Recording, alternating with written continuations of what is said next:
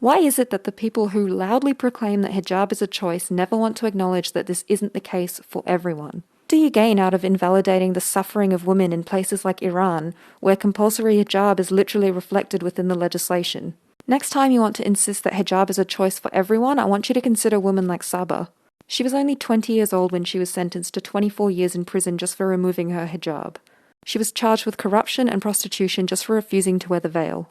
Or consider Nasrin, an Iranian human rights lawyer sentenced to 33 years in prison and 148 lashes. Her crime? Defending women protesting against compulsory hijab. Many Iranian women's rights activists have been imprisoned simply for wanting autonomy over their bodies.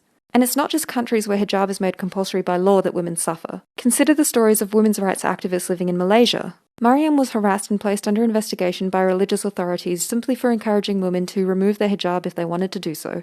Or consider Aqsa's story. Even though she lived in Canada, she was murdered by her father for refusing to wear the hijab. It is so embarrassing to see people who were born and raised in the West making videos about how hijab is a choice for everyone. Hijab empowers Muslim women, all the while disregarding and speaking over the women in the Muslim and Western worlds who are still fighting for a choice.